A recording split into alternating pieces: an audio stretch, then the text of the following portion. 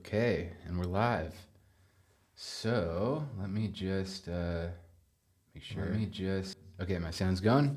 Perfect. So today was interesting for the channel. I released 12 videos today, and I'm gonna do that as long as I can. It's not sustainable, but I'm doing a bit of an experiment. Obviously, I've had a lot of different formats on this channel. I've tried like long form. I've done a lot of live streams. I've done all sorts of different stuff, long tutorials, short tutorials. And my inspiration for that is this book I'm reading called The Art and Business of Writing Online. And he's this guy who makes a living online, and he talks about how he just put out volume. He writes 10,000 words a day and multiple articles. He was writing for Inc. magazine, and he put out 400 articles in a single year. And he talks about how writing online is fundamentally different than writing 50 years ago because you get so many more shots on goal. You can see the data, and there's no limit to how much you can put out. So, oh, hey X, thanks for joining. I'm kind of just killing a few minutes here, but if you have any questions, feel free to drop them in. But so I was talking about this guy, Nicholas Cole, who is an online writer, and I'm applying that to my YouTube channel. So expect a ton of videos. Yeah, ship 30 for 30. That's exactly it. So I'm applying his principle. Like, I'm reading this book, but I'm reading it through the lens of YouTube. And so I'm going to just put out a ton of content in the coming days. And I'm just trying to get more touch points where people can find me, and then just try to like dig into that data and see what direction to take the channel next. And on that note, okay, I think we're still good. On that note, oh, awesome. Yeah. He started as a World of Warcraft gamer and like blogger as a kid, and then turned it into like going on Quora, and yeah, you know his story. That's awesome. So I've been super inspired by that. And the whole time I'm reading it, I'm thinking about it as YouTube. Like anytime he says writing, I'm like making videos. So yeah, that's kind of my new approach. So I released 12 videos today in that vein. And also, this channel is now monetized. So I think you can leave like tips and stuff directly in this chat rather than going to buy me a coffee. I had links for that kind of stuff before. So yeah, just throwing that out for anyone who might be watching this replay, or if people join later. So yeah, what's going on, X? Any questions? Any challenges? Did you take his course, or you just read the book, the same book?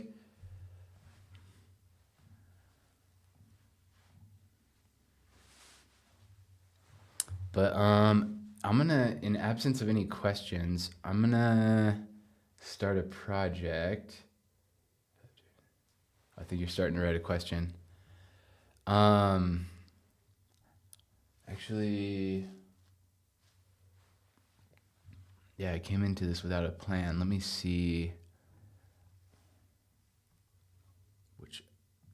let me resize this.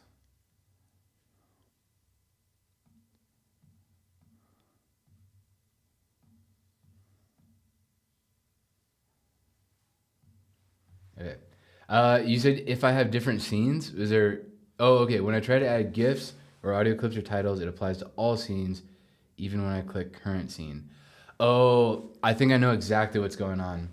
So it's not your fault. That's a glitch. Let me show you something. If what's happening is what I think it is, then yeah, that's a glitch, and this might be a good one to demonstrate it with. So let me do. So basically, yeah, you're applying a GIF. Let me just go here, and like I'll just put this in here, whatever. So right now it's looping and it fills that entire scene. But here's what happens. If I add a scene after I've added that GIF, like I added a scene right here, then like if I change this and I make it so it only plays once. Oh, maybe that does only play it. Maybe it's just a really long one. So this isn't a good example. Let me start over. Let me undo that scene. Okay. Let me find a really short GIF, like let's do a sticker. This one. Okay, so it'll automatically fill the scene that was already there. But if I make a new scene after I've added it, this is where the problem comes in. And I suspect this is probably what you did, is you added the scene after you've already added the GIF. So if I make this so it only plays once, it's still too long. Sorry, this is a bad demo. Let me just open a new composition. And let me just add Kermit the Frog. And I'll have him play for like 10 seconds. Okay. So by default, it fills the scene or the whole video that you apply it to, if the whole video is just one scene. And then if I add a scene in the middle, hopefully it's gonna work this time. I change this to play once. Okay, there we go. When I set this back to loop, what you would expect it to do is to only go to that scene. But since I added it after adding it for the first time, it causes problems. So what I have to do is delete it and start over. So if I go to, where was that? I already lost it. Yeah, I think you understand. I can't find that exact one, but maybe I can find it. Let me just try another one. So now, see, it only fills this scene. So basically, that shouldn't be happening, but that's a common thing I've run into, and I think that's probably what's happening. Did it work? Did you try it? Did you delete your GIF and then reapply it, and did it work? Let me know. Otherwise, it could be something else if it's not that. Yeah, so what else? And yeah, once you loop something, it's kind of, okay, yeah, so you're able to figure it out. Once you loop something, it's hard to control. Like, for example, you can't control it like a scene. I can't make it shorter. I could change the duration of it, but even that, if I select that GIF and I make it 2x, it's still gonna loop throughout that whole scene, but just play it at double speed. So GIFs are a little finicky. They're a little hard to do what you want. Yeah, okay, perfect. Glad that worked. So yeah. And then, yeah, you would think you'd be able to just say like, select in current scene, and then I guess you could, after adding a scene. Oh no, that won't even work. I was gonna say split it and then just delete the back half, but you can't do that. So yeah. Anyways, no worries. Oh, hang on, I'm getting a Google security verification. This might kick me off the live stream, I'm not sure.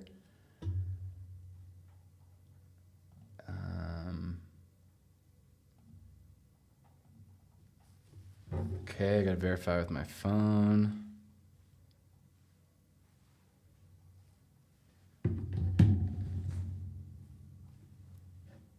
Sorry everyone, 1 second here. Don't know why this is happening in the middle of the live stream. Okay, there we go. We're back. Could you also go through what you order when editing videos in terms of tools, referring to the select tool and blade tool, but I don't know when to use the other tools.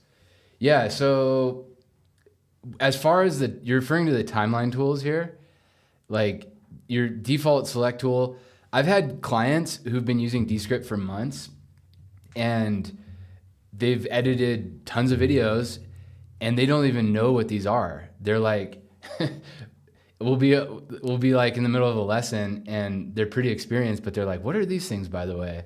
So they're not required by any means. Like you can do a lot without even knowing what these are. So I'd say 90% of the time I'm in select mode. I rarely ever use blade tool. In fact, I don't use it at all because I use S. If you type S on your keyboard, it'll split the clip. So let me go back to another thing here. So like this ellipse layer right here, you could click on blade tool and then slice it like that. But what I do is just use the select tool and press S on my keyboard. Oh, and that selected the script layer because I didn't have it selected. But there we go. If I select the right layer, I hit S, it'll split that layer. So it depends on your workflow. If you like the blade tool, use it. Personally, I don't. The range tool I use a lot now, especially when I'm doing my Descript tutorials. The range tool is awesome for, in the case of my tutorials, just selecting a range. Like let's say I'm showing something on my screen and Underlord is loading and it takes 2 or 3 minutes for studio sound to apply or some other AI effect. I can select the range where it's loading and then go to duration right here in the top right. And then I can bump it up to like 5x. And then what was gonna take 2 minutes now takes a few seconds. And this number goes all the way up to 30x. So yeah, they do. S tool and blade tool do the same thing. So blade tool just allows you to click it with your mouse, but S allows you to just from select tool, then when I hit S, it splits it. So blade splits it by clicking, S splits it by keyboard tap. So duration, back to duration. That's how I use duration. And it's also extremely useful for podcasts. If you're editing in a sequence and like, let's say one layer has crosstalk, they're talking over who's currently speaking, should be speaking. You can select that range where they're speaking and then just mute that particular part. And so range tool is awesome. And also for just deleting, like if there's a specific part you want to delete, you can just delete that specific range. Let me know if any questions about that. And again, the way it works is you just, with range tool selected, you just click somewhere, hold and drag, and it'll select that entire range. And then the next one is slip. And this one is hard to explain. Slip, let me see, it won't really work here. Well, actually music is a pretty good example. Let me do some music here. So let me unmute this layer. So this music layer that has these big sound waves right here goes from, what is this from? Like half a second, it starts on the timeline, to 6 seconds. So it's like a 5-second clip. If I'm in slip tool, this one right here with the 2 arrows facing outboard, then when I hover over the clip that my mouse is on, it tells me that little 04 to 010, that's where in this full music file, that range is showing. The range that's displayed that will play is from 4 seconds to 10 seconds in the original sound file. What I can do with the slip tool is click and hold it and slide it. So it's not changing the length of what plays, it's just changing what part of that file plays. And so the first number is, in this case, right now it's at 8, and it'll play until 14. And I'm just sliding through.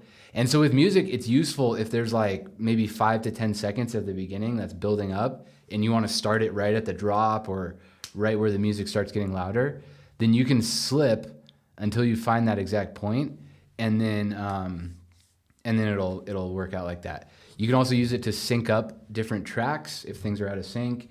And yeah, there's a lot of different uses for that. And then the last one is really easy. It's the hand tool. All this does is navigational. You can just click and slide left and right. This will not change your layers at all. You can't move anything around. It's just purely what you see on the timeline. So you slide left and right. So personally, blade and hand, I never use. Never. Range tool and slip tool, I use fairly often, but 90% of the time I'm in select. But your workflow will be different. Whatever you prefer is totally valid. Okay, in the chat, I do podcasts featuring 2 or 3 audio recordings imported into Descript. It merges them into one lane. Is it possible to divide the speakers into separate lanes? So, okay, what's happening is it's putting the tracks into a sequence. And yeah, so for what you're talking about, let me just do this. I'll do a video project. And let me just upload some random files into here. Let me just grab, I'm just gonna grab these 3. So let's say these are your 3 audio recordings. And actually, let me do actual audio recordings. I'm gonna switch this to audio composition. And then I'm gonna take these 2 MP3s, I'm gonna drag them in. And then as soon as I get the transcript box, so if it's merging them into one lane, what you call one lane, I think what's happening is it's putting into a sequence, and it's because you have this selected. So if you wanted them to be separate, then unselect that. There's a big advantage to keeping it selected. I'll show you why. So if they're all in sync, then like let's say you got speaker 1 and speaker 2, and then you merge them into a multi-track sequence and hit done. This is your sequence, and then I right click on it, I hit edit sequence, and then there's my 2 tracks. But you can imagine if you had like 2 different speakers or even 3 different speakers, then you might need to tweak these depending on the software it's coming from. If it's coming from Squadcast, then it'll automatically be synced for you. You don't have to do anything. Even Zoom, if it's coming from Zoom, it'll be synced and you don't have to worry about lining these up. But some other softwares, you might have to line it up so that it all stays in sync. But sequences are extremely important for that. So I would suggest you keep them in the sequence, because the advantage of the sequence, once you have it all synced up, is that if you make a cut somewhere on this timeline, it'll keep all the tracks inside of that sequence synced up. If you don't have it in a sequence, you would have your, like, let's say we got our script layer, and then you would have like guest 1, guest 2 as separate layers, 3 separate layers. And if you wanted to cut, like, let's say this word, a new project. So we get rid of that. And then what happens is I only changed this layer and not the 2 layers above it. So now the whole project will be out of sync. With sequences, we don't have to worry about that. Everything stays in sync and it all moves together. So that's the preferred way. Let me know if you have any questions about that or if there's something else happening. But I suspect that's what's happening, is there's sequences and maybe you just haven't used them yet, because sequences are definitely more advanced, but extremely important if you're gonna do podcasts right. And if you go into your project files, then I gotcha. Easier to make one edit to multiple tracks at one time. Yeah, exactly. Yeah, that's exactly the purpose of the sequence. So, and then to understand sequences a little bit more, if you go to the project, oh yeah, coming from Camtasia, so some of the Descript ways of doing things is just weird. Yeah, totally.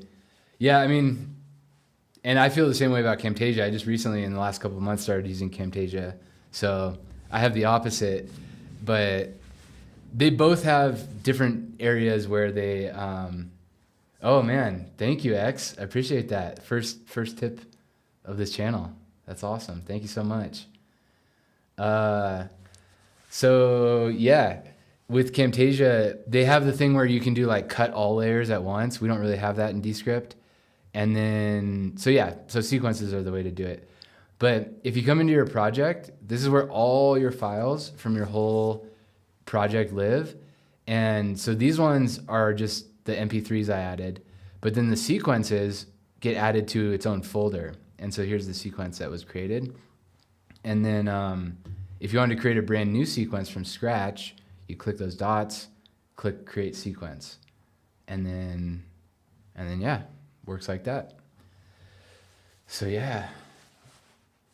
Anything else on sequences or any questions? So we got 6 people in the chat. Anything else weird coming from Camtasia, maybe something you haven't been able to do or you feel like you're not doing it correctly? The biggest thing I wish Descript had that Camtasia has is the automatic zooms when you're showing your screen and the automatic mouse clicks. Like that is such a nice feature. And I have templates for that in Descript, so I add it all manually, but yeah. Oh yeah, and this the title of this is in Spanish. Actually, this is a good thing to go into. So this week, Descript rolled out the translation feature, and this thing right here, translate, and this feature was here, but it would only do the transcript until a couple days ago. But they just added this thing, the dub speech, and this is like mind-blowing. Like there's been a couple times where Descript rolls something out like eye contact or I don't know, I guess Underlord when it first came out, that type of stuff.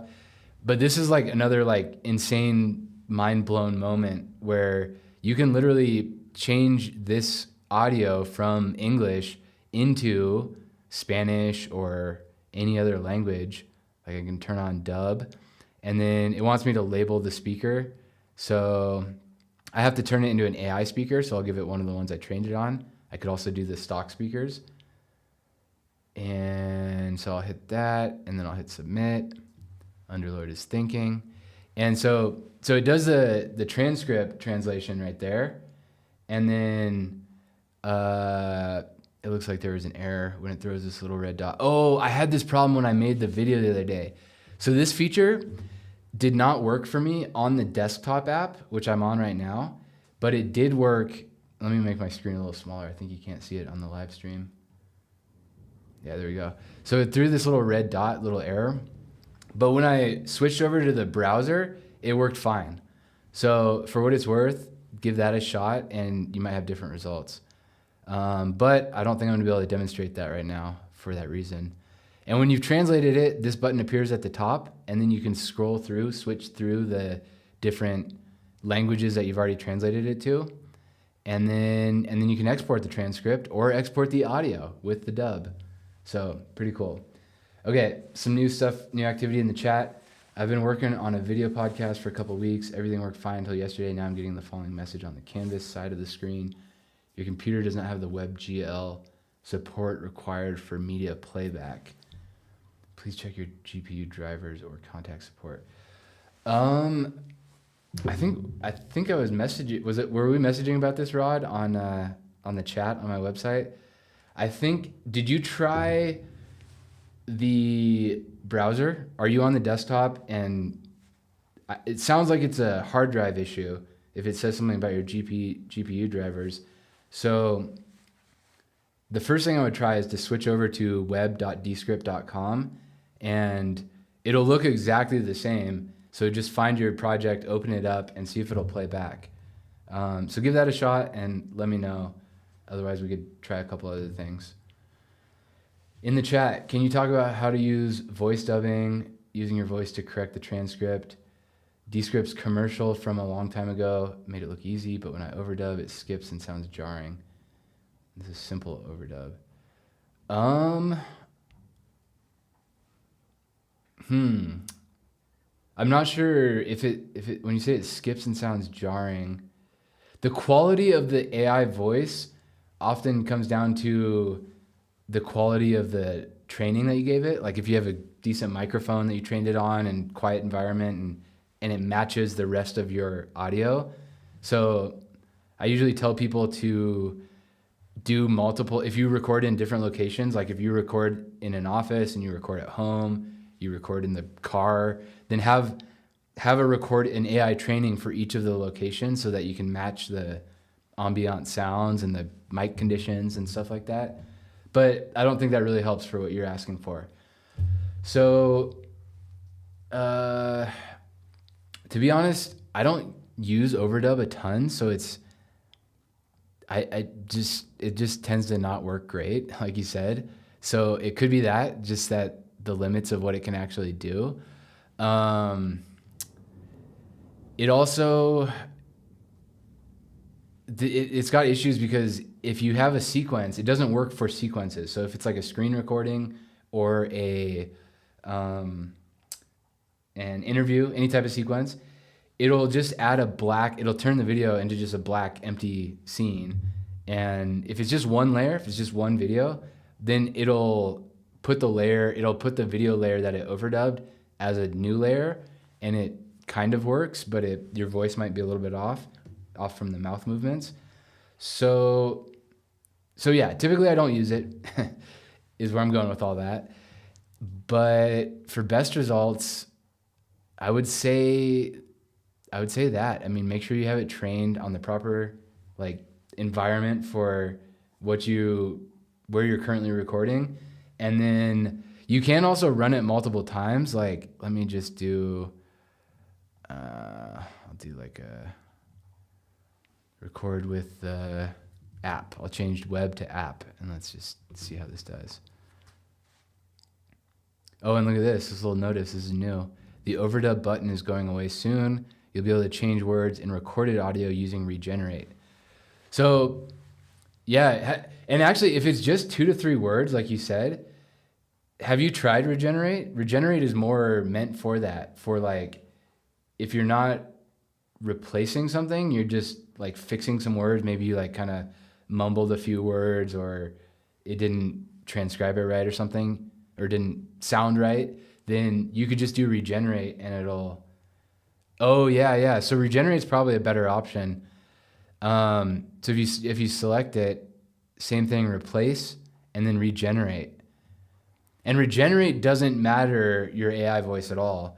It could be for somebody who's just like a guest who doesn't have an AI voice in your Descript drive, and it'll just use the videos.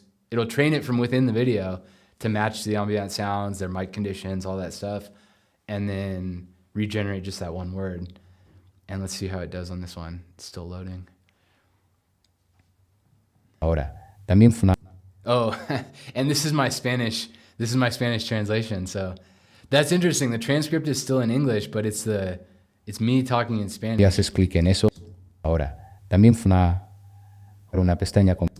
Yeah, okay, and that doesn't even work because in the Spanish version, I was saying ahora, and then it changed it to now in English. So that's funny. But when you hover over it, you can play it right there, preview if you like it. You can hit this regenerate to run it again. Sometimes you might have to run it 2 or 3 times for it to work. And then if you hit keep, that'll like save that change. It's basically in draft mode until you hit keep. Awesome, glad to hear it, Rod. Yeah, the web version's gotten a lot better recently, and I used to always recommend the app version. That's changing, and it seems like this is yet another example where the web version is better. So my new recommendation is like, if one's not working, switch to the other and just see where you get better results. And I use a hybrid because the web version is faster for some things. Like it's faster for processing AI stuff and faster for publishing to YouTube and things like that. But the desktop app still has a couple of features that the web version doesn't. Oh, and this translation feature, for example, doesn't work in the desktop app, but it does work in the web app. So a little frustrating, I know. And actually, there's a new version of the app called Descript Preview, which I can pull up right now. And you won't even be able to tell the difference because it looks identical. But this is Descript Preview. And essentially what it is it combines the best of both. So it's an app that you download, so it can take advantage of your computer's GPU, CPU, all that kind of stuff, storage. And then, but it uses it runs more like the web in the sense that none of these are downloaded to my computer's hard drive. They're all stored on Descript's cloud. And so things like that, where this is the future of the app. And you can download this on Descript's website. It's called Descript Preview. And probably in a couple months, this will just be the only desktop app. So yeah.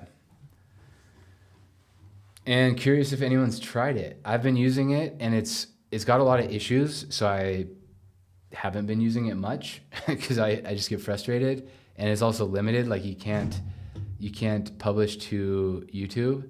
If you try to publish to YouTube, it just says coming soon or publish from Descript in a web browser. So there's certain things like that you can't do.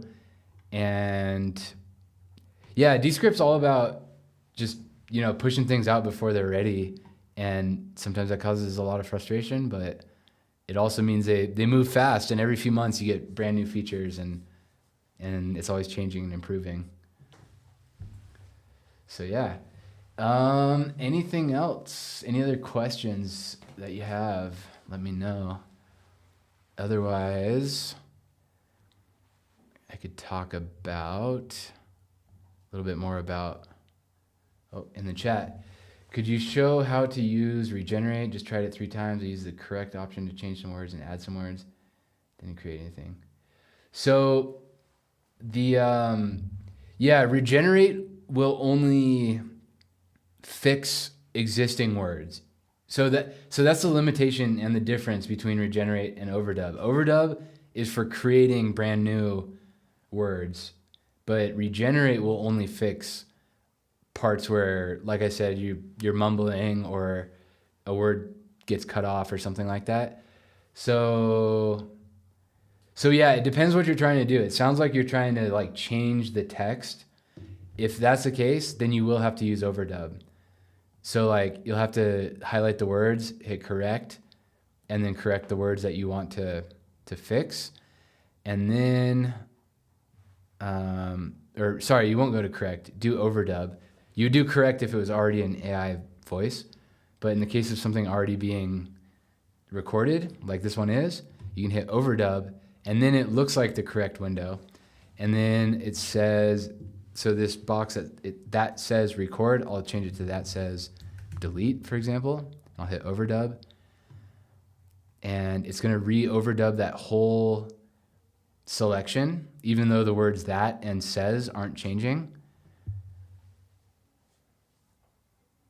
And I think it's, it's not working because I don't have it labeled. So the important step is I didn't have my speaker label up here. So I have to select that.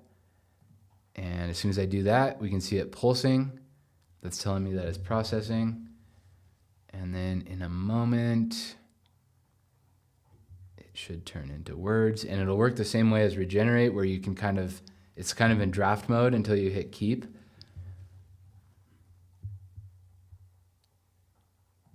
So let's see what it does. Still processing. And this is, okay, there we go. Oh, and again, this isn't a good example because the rest of my video is going to be in Spanish, and then that 3 words is going to be in English. Hay un botón that says delete. It says it in English with a Spanish pronunciation. Hay un botón that says delete. But that's the process. So hopefully that helps. You can click this to rerun it. It's labeled as regenerate, so it'll actually just do another pass at the same instructions. But beyond that, I don't really have any other best practices other than, like I said, making sure the recording matches the AI speaker recording, and then running it until it sounds good. Hopefully that helps. Let me know if any other questions around that. In the chat, asking, sometimes when I edit using the transcription, the words look fine on the left, but the video cuts off my intro, cuts off the first word of the clip. Yeah, I think I know what you're talking about. So if you see the word on the transcript, like this word if, and let me just check the live stream that you're able to, okay, yeah, that should be in view. So this word if down here, like let's say that's showing up on my transcript, but it's not actually playing in the video. Then all you gotta do is put your mouse on the boundary so you get that bracket, and then click and extend it. And in this case, I'd probably just have to extend, and that might have been a good fix actually, because you see how you'll develop a feel for the sound waves. So like that sound wave right there, right before it, there's just a brief moment of silence. And before it was like chopped off a little bit. So that would clip that word. But if you restore it until you see that sound wave taper off, then that's probably a good edit. So if that's what I understand is happening, that's probably it. You probably just need to restore a little bit of the beginning of the video. Okay, cool. Yeah, so I know sometimes like Descript is all about putting your mouse in the right place, and sometimes a really, really, really tiny surface areas to find something like the fade button, for example, which I can't fade that one. Oh, and I'm on a audio only, so let me switch this to video. So in the top corners of any clip, like there's already a fade right here. This little white dot, super hard to find. And when I'm trying to coach a client through how to add a fade, I'm like, okay, move your mouse a tiny bit to the left, tiny bit, okay, tiny bit up, tiny bit, okay, there it is. And it's just like this little tiny white dot. And if you slide it into the adjacent clip, it'll create a crossfade where it'll fade out of the current clip and into the next clip. But if you do a fade, like let's get rid of this crossfade, and I fade to the right, this is gonna be a fade in. And if I grab the white dot on the left side of that split, it's gonna do a fade out. So it's gonna do fade out from that one, fade into the next one. And that applies to audio and video. So it'll fade out the audio as well as a visual component. And if you wanna separate those, you can click on the white dot. Oh, and there's no visual component here, but if I wanted to only fade the audio, crossfading is super useful. Just drag it into the adjacent clip, and it smooths out jump cuts, and it's good for covering up bad edits. And then, so if I had a visual component to this, like let me find, this will be better if you can see it. Did a Descript preview. So right here, let's say I add a fade in. If I click on this dot, there's a visual component to the fade in, and I could separate how long these are. I could make the visual fade in only half a second, and I could get rid of the audio fade altogether. I could just hit that little minus sign, and now there's gonna be no audio fade, but we'll retain the visual fade. And then it'll look. Find the Descript project that you want. So yeah. So that was a tangent off of saying that Descript is like, there's a lot of little things where you got to get your mouse in the right place, like precision movements, like resizing something or changing the layout of these windows here. And with the latest version of Descript, as of the last 6 weeks, I guess, you can scroll up and down through layers. I don't have multiple layers in here, but let me see if I do. No, I don't. But if you had multiple layers stacked on top of my script, I could scroll through them up and down. And you couldn't do that before the season 6, they call it. And so that throws a lot of people off. They're like, I can't find my music layer anywhere. Where the hell did it go? And they just need to scroll down to be able to see it.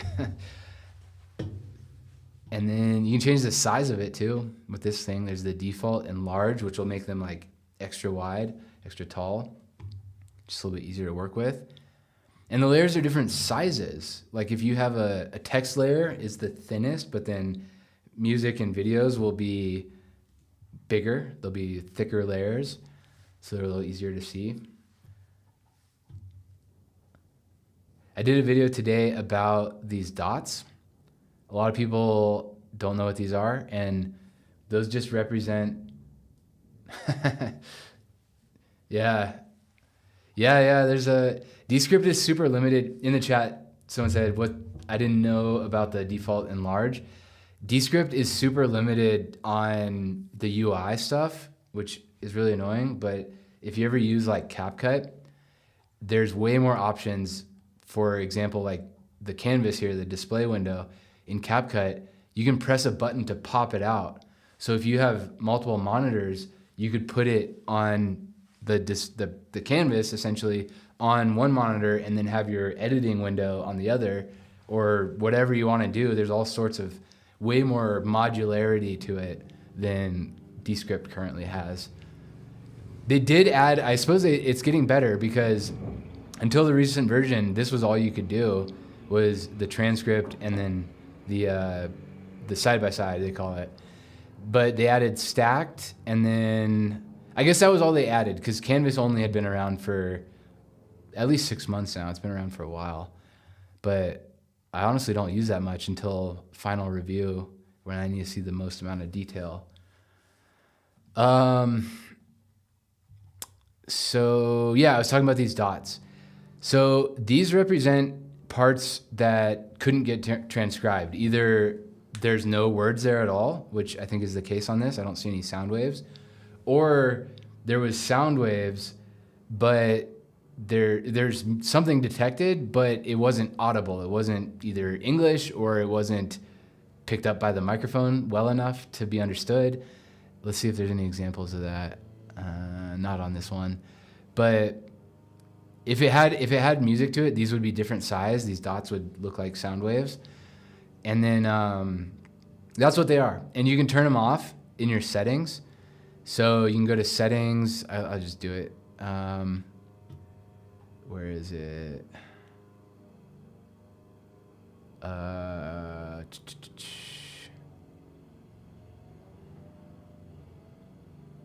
thought it was here.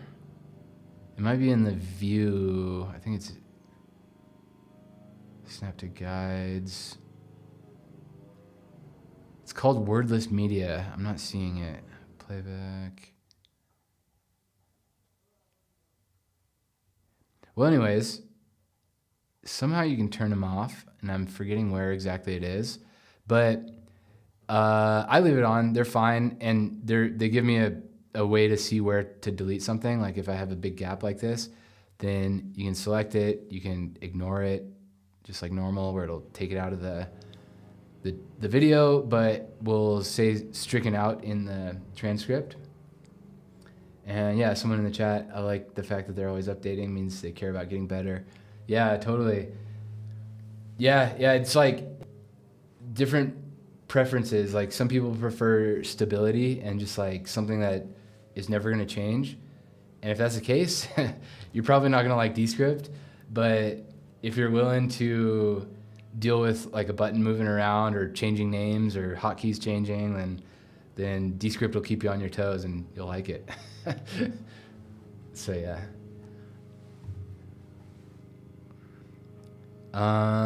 Okay. So yeah, those dots are like right here. That's a 1.4 seconds of silence, and then it tells me that right here. And I could go into correct mode. If there was words there, I could add it so that manually like override the automatic transcription and prompt it like this is what was supposed to be there. Yeah. What else?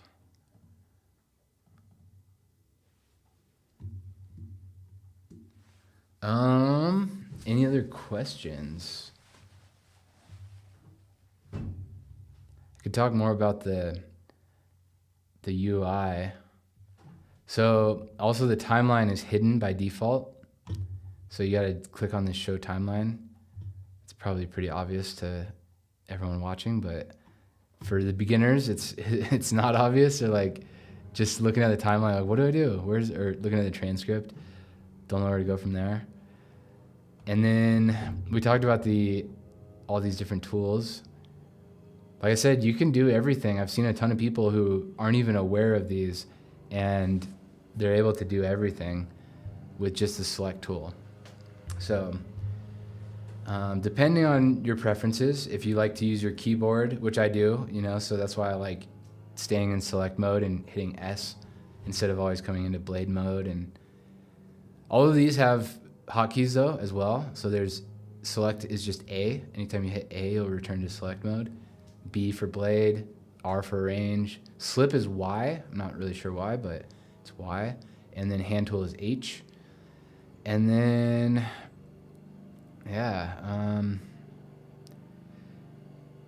since Camtasia was brought up earlier, there's a lot less going on here, and CapCut as well, those are kind of the main three softwares I use. CapCut has like a bunch of features here. There's all sorts of like snapping into position stuff and things that'll magnetize layers, where it'll like, if you drop a layer somewhere, it'll snap it all the way to the beginning of the scene that it's currently in. Descript doesn't have that. It's much more simple in that sense. And some of that behavior happens automatically, it happens automatically, and you can't toggle it on or off. Like if you have a scene right here, and we saw this with the GIFs, if I add a GIF in here, it's gonna fill that entire scene by default. I can't start it 2 seconds into the scene. I can't end it 2 seconds towards the end of the scene, that kind of stuff. So yeah, you get a little bit less control, but that's why it's important to understand how to use scenes effectively. And the other thing that's changed recently with scenes is this thing that says selected in, the current and all scenes thing. I'll make it bigger here. So before, it was much harder to tell if the change you were making was only in the current scene, or if it was going to affect everything that layer, all the scenes that layer applied to. But now they make it a little bit more explicit with this toggle. So you can set whether to select in all scenes or current scene. And on that note, in the captions, it defaults to all scenes. This has thrown me off a few times. I wish I guess maybe for most people's workflow, that's what makes the most sense.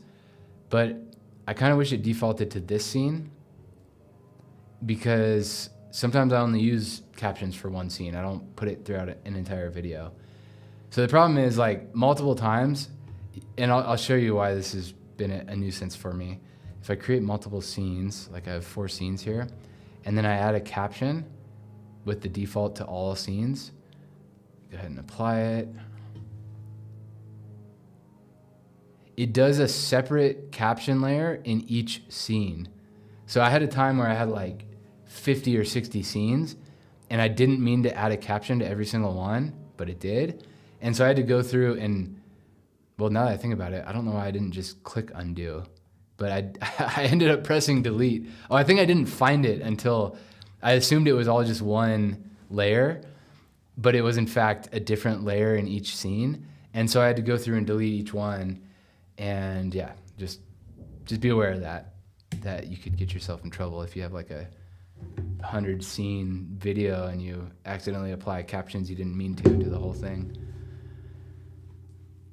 On that note, most people aren't aware that Descript has a version history. So if you go to File, so again, that was Settings, File, and then right there, Version History. This will restore any point in time of your, yeah, that caption thing will get you. You gotta be careful. I wish it just defaulted to this scene, or else made it one layer. I don't know. That's a bug to work, a kink to work out for Descript. I'll have to send them a note. So version history, it'll have all the this is like the version history in Google Docs or anything else that you might be used to. And it shows like at July 10th at 8:47 a.m., 9 days ago. Well, there was nothing there, but that's what it looked like at that point in time.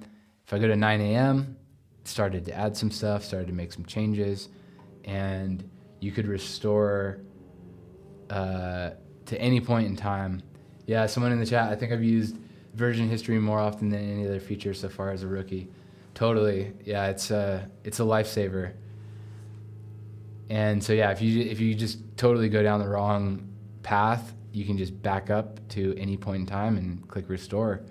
And if you don't want to restore, you can click return to the latest version, and we're back where we were. And if you click show all revisions, this is like literally everything. I'm not sure what the other one is, like how they determine when to take that snapshot, but it looks like it's about every 10 minutes. Not consistently. So I don't know how it determines when to take that particular snapshot at time. Yeah, version history is great. It might get you out of a bind a couple times. And I mean, also things like if you accidentally delete a sentence, like if I delete this sentence right here, it's not truly deleted. I can put my mouse right there and drag it to restore it. So there's nothing you can do to like break your project ever. It's all recoverable in some way between version history, clicking undo, restoring things. If a file breaks, this happens sometimes, but maybe it's worth mentioning. You can right click on it and click repair file, or you can click replace. So I've had like really, really big files, like 40 gigabyte videos that don't finish uploading, and then they cause problems. They're like displaying in my video, but they're not fully on Descript's cloud yet, so there's a bunch of errors, and it hasn't finished. It won't finish uploading. It just thinks it's done for some reason. Then you can click on those three dots, click replace file, and then upload it again, and that'll usually manually prompt it to upload it again. And then you can also do, this has saved a lot of people when I show them this. If your transcription is out of sync or, as I say that, I just remembered something that Descript used to do a lot, and I haven't seen it lately, but it used to do this weird thing where the AI would hallucinate, and like you'd get nonsense words in there, or it would say like, this transcript is provided by 11 Labs or OpenAI or like whatever company they're getting it from. And it doesn't do that. I haven't seen that lately. But if that ever happens, there's an easy way to fix it, which is to just retranscribe it. And kind of like we saw with the regenerate for the AI voice, retranscribe will just manually prompt it to like run it through the AI engine again and hopefully give you a better result.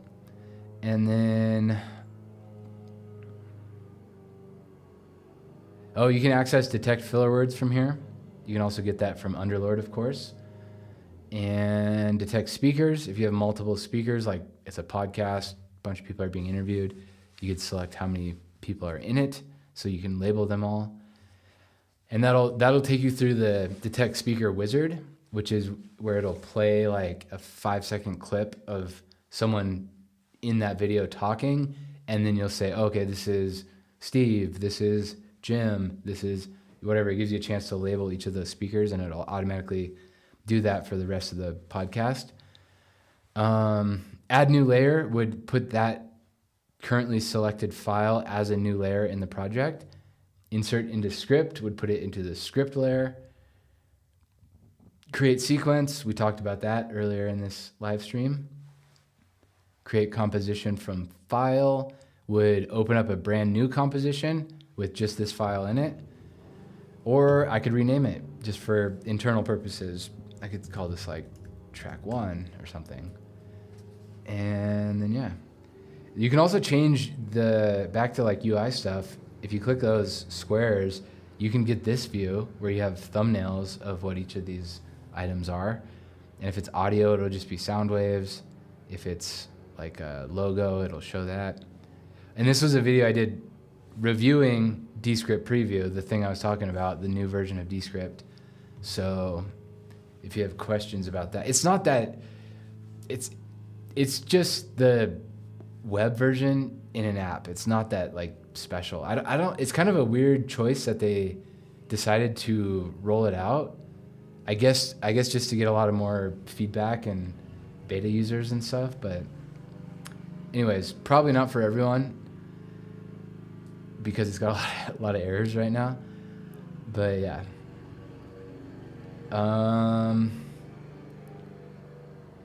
You can import a video from an external link. This is something that has only worked for me once. This was another one, I think it didn't work in the desktop, but it worked in the browser. And what it does is it lets you paste a YouTube video in, or Giphy, just from the link, and then it'll automatically put that into your project. I could try it right now. Let me see if I have a video pulled up. Let me go to my channel. Pick one of these. Okay, so I got a YouTube video. Paste the link in, add file. Let's see what this does. See if it'll work. Importing YouTube videos may take a few minutes. This failed on I think I've tried it on the last 2 live streams and it's failed. But the one time I got it to work was on the web app. Oh, media added, cool.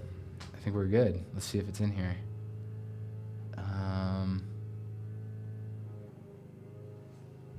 I don't see it.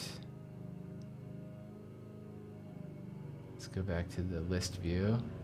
Oh, there it is. So this is a video I just brought in from YouTube. And then now it's treated like any other video file. I could insert it into a script. I could add it as a new layer. But the one thing about this is, let me look at the, yeah, super low res. I don't know why. This should be, like, on YouTube, it's 1080p, but very, very important to know, like, you're gonna lose a lot of resolution. And I don't know of a way to import that at a higher resolution through this method. You could use a third-party tool to pull something off of YouTube and then import it into Descript. Like I was told about a tool this week called Streamable that's free, and you can select specific ranges in a YouTube video and download it at, I think it's 4K, I'll have to check on that. But yeah, super handy, because very rarely will you ever need like an entire YouTube video. Probably you're making a short out of like a small section of a video where someone's being interviewed or something. So in the chat, if there's time, could you show us a complicated template you made? Templates I'm using keep titles and colors and sizes, but not the studio sound setting, for example. Yeah, that's better, honestly. Simple is better, because you'll run in, the more stuff you add, the more problems you're gonna run into. So I'll show you my Descript mastery templates.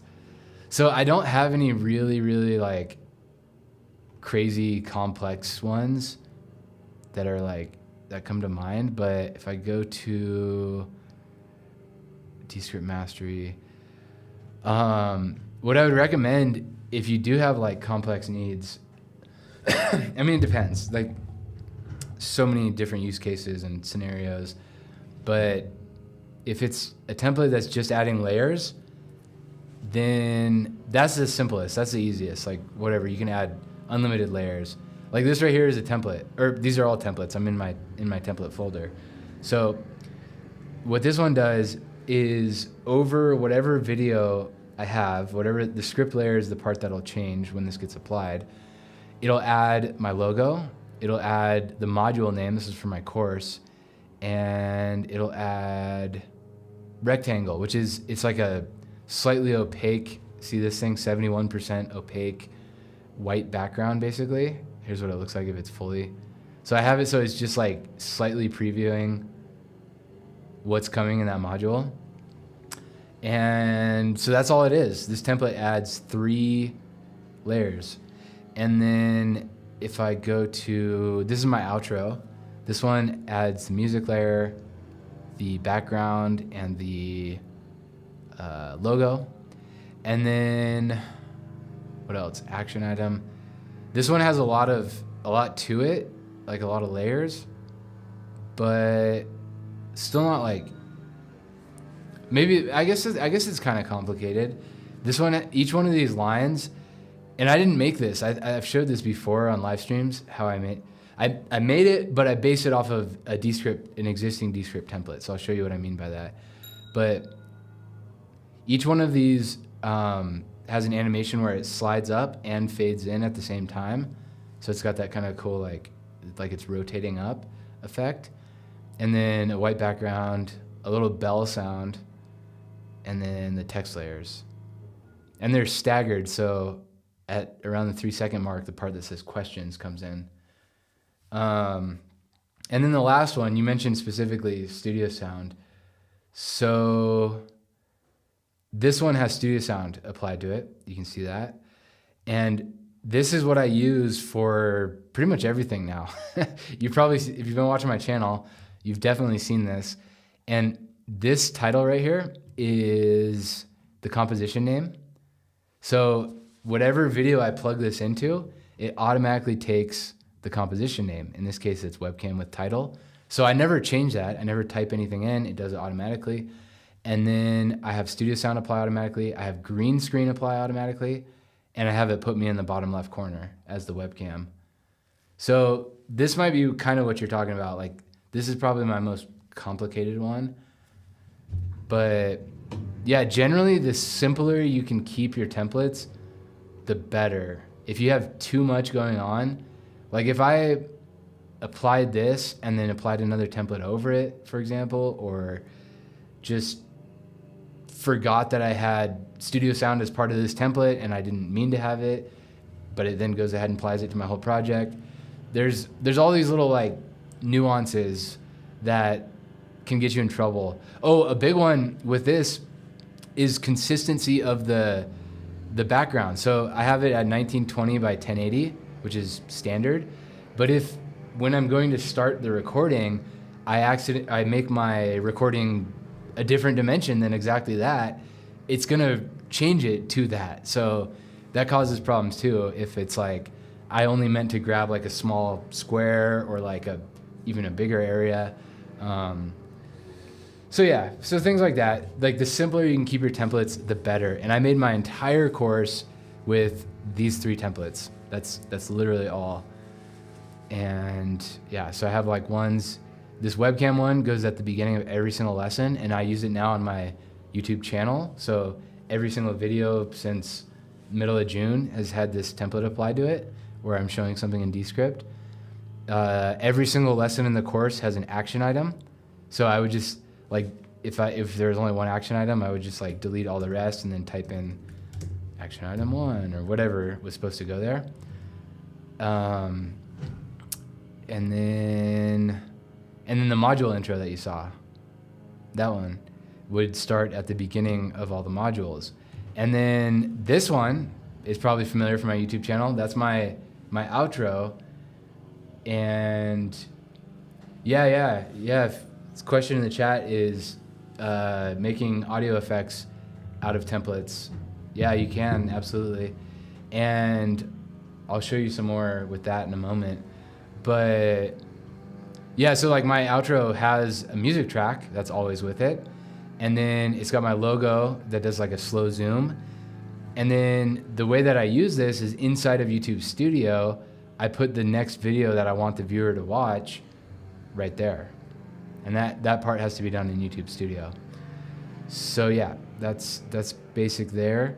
I have this thing called Top 10 Sound Effects, because you're asking about sound. So these are just like things that I use often, like whip whoosh.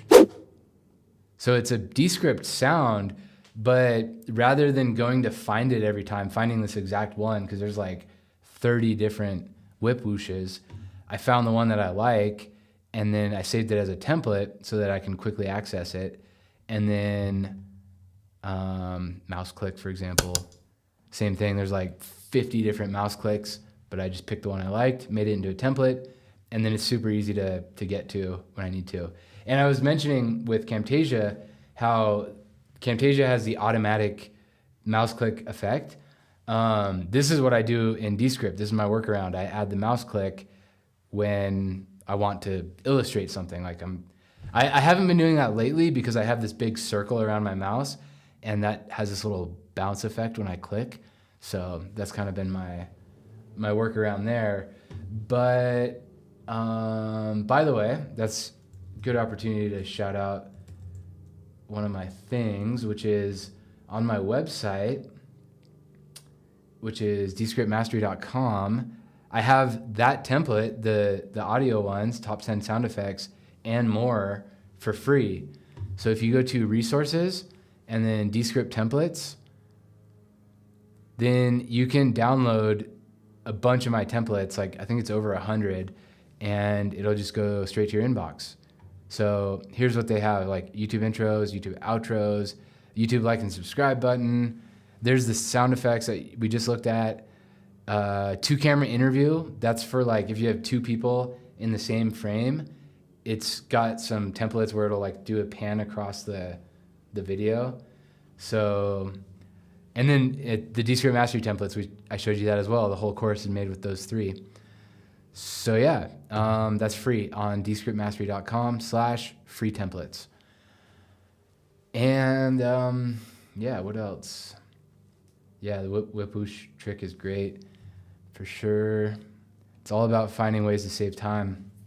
Anything you find yourself doing repeatedly in Descript, like you're like, oh, I'm always adding this particular GIF, or I'm always adding my logo, or I'm always adding like, I don't know, transition. That's another one. I have a transitions template.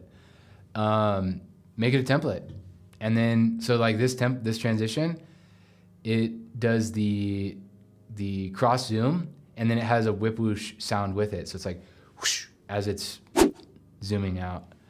But I never use this one anymore. I don't have this as part of my pack. I don't think I do anyways. Let me see. Oh, I guess I do still have it in there. But I don't use this anymore because Descript changed their transitions. The transitions used to be a default of 1 second, and it was like super slow. It was like shh. So I would always manually change it to 0.4 seconds, which is why I made it a template that I could just like quicker apply it.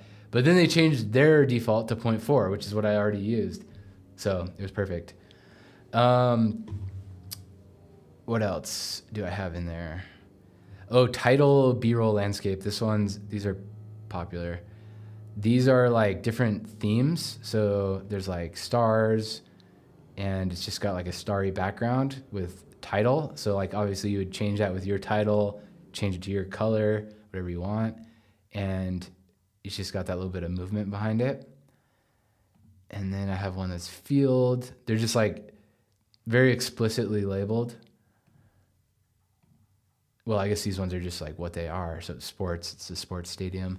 But I have some that are like my Zoom pack. Where is that?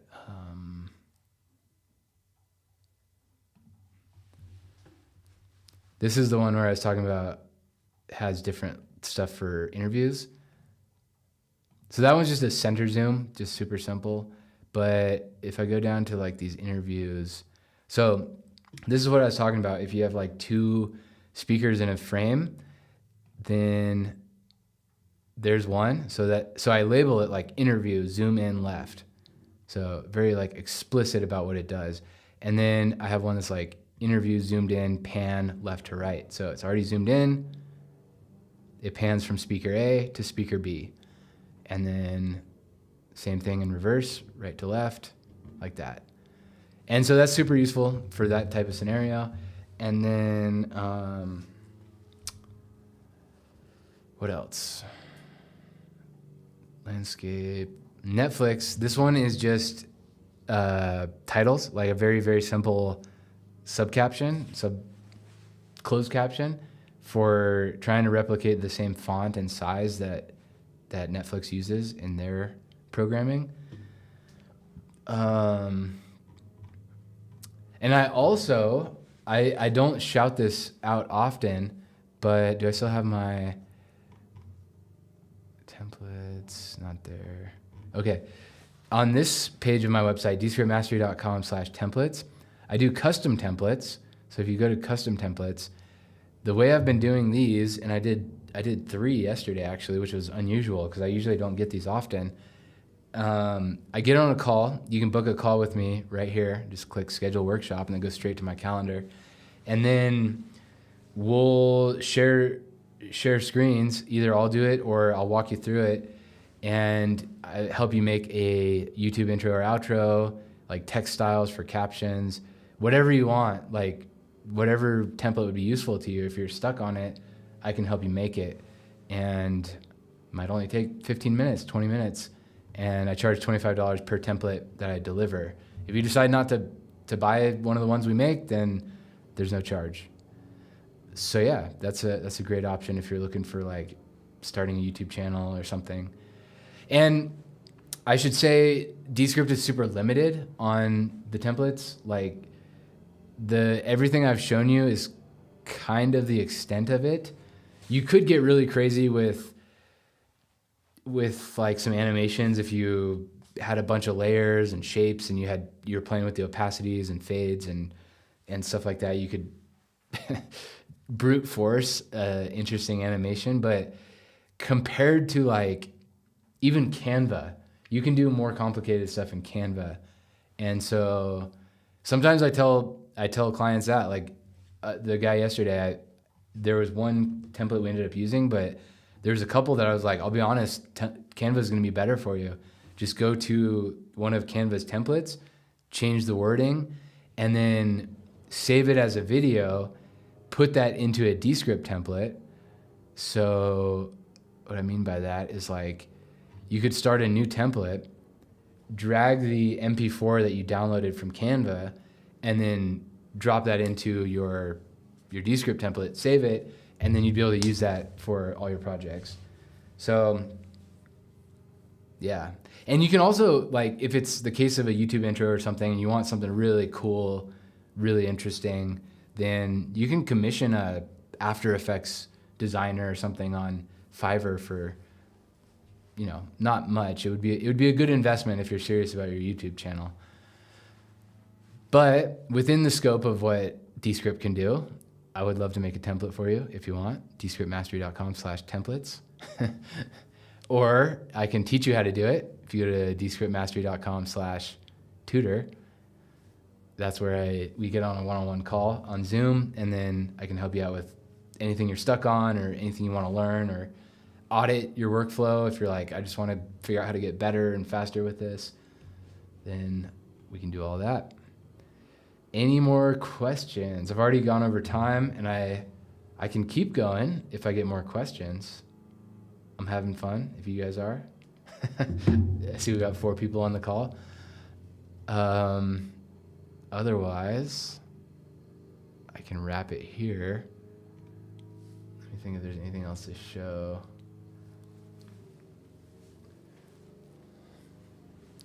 All right, cool. Well, I do this every Friday, so same time, same place. You can find the link on the channel page, as well as if you're in the course, email automatically goes out saying that like the live stream starts in 1 hour.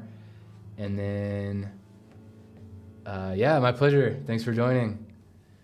And yeah, I have this new membership. So I have, hey, Patrician, I didn't know you were here.